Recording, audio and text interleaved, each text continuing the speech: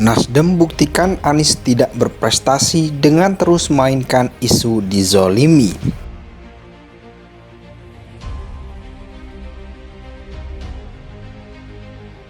Ternyata Nasdem malah bersukacita menemui rumah lama ketua umumnya, yaitu Partai Golkar. Jadi sebenarnya yang terancam reshuffle itu siapa? Nasdem apa Anies? Belum pernah kan ada bakal calon capres kena reshuffle? Bisa saja di mata Nasdem yang sedikit mulai terbuka dan mendengarkan suara waras publik tanah air, Anies adalah kartu mati. Mungkin. Lalu kalau ditolak, juga bagaimana dengan nasib Pak Anies? Batal mendaftar sebagai bakal capres. Ini bisa malu ini. Suara wis gaungnya secara nasional udah kalau nggak jadi pendaftar malu banget itu. Padahal sudah keliling Indonesia loh, mengenalkan diri sebagai bakal capres loh. Nah kalau nggak jadi gimana? Malu ini. Nah, kan sesudah bertemu begitu, baik disampaikan oleh Bapak Presiden secara lisan ataupun tidak, kan lebih baik bertemu dengan teman-teman akrab.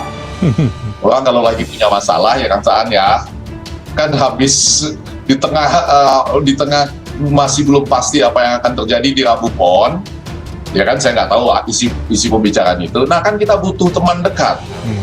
Nah salah satu teman dekat itu namanya Golkar, karena sebagian adalah alumni dari Golkar dan bahkan Pak Surya Paloh mengatakan 43 tahun bersama dengan Golkar lah.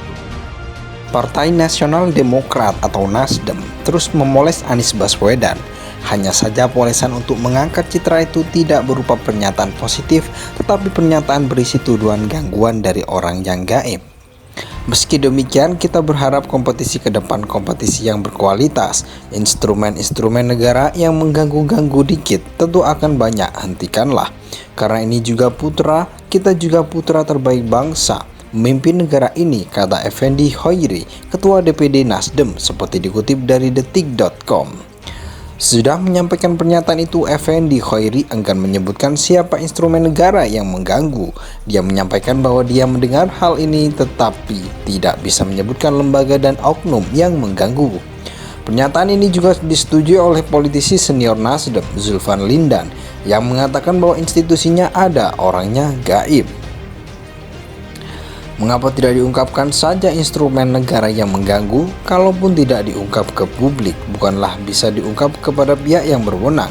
Bukankah ini hal yang serius karena ada oknum yang menggunakan kuasanya untuk mengganggu proses demokrasi? Apa tidak takut dianggap tuduhan belaka kalau tidak ada bukti jelas?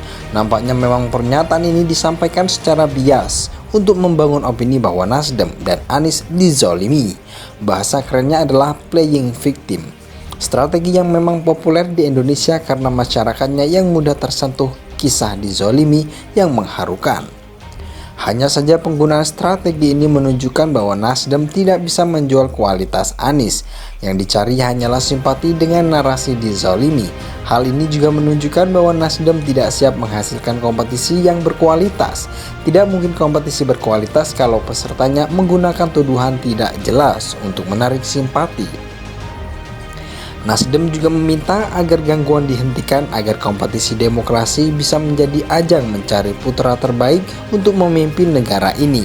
Kalau memang ingin begitu, Nasdem seharusnya menyampaikan prestasi dan kebaikan calon yang diusungnya sekarang. Nasdem tidak perlu khawatir dengan gangguan kalau calon yang diusungnya memang baik dan berprestasi. Bisa jadi Nasdem panik karena calon yang diusungnya sedang dibuka boroknya satu demi satu. Program-program yang tidak berjalan saat jagoannya menjadi gubernur ini di Jakarta mulai dijalankan dengan baik oleh penggantinya.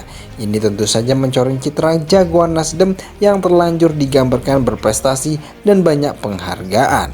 Karena itulah Nasdem memainkan narasi Anies dizolimi untuk terus menarik simpati. Silakan saja terus menggunakan narasi terzolimi. Hal ini justru membuktikan bahwa calon yang diusung Nasdem tidak mempunyai prestasi. Partai Nasional Demokrat atau Nasdem terus memoles Anies Baswedan.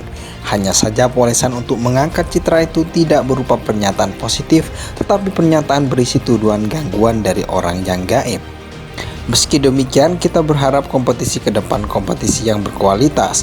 Instrumen-instrumen negara yang mengganggu-ganggu dikit tentu akan banyak hentikanlah. Karena ini juga putra, kita juga putra terbaik bangsa. Memimpin negara ini, kata Effendi Hoiri, Ketua DPD Nasdem, seperti dikutip dari detik.com.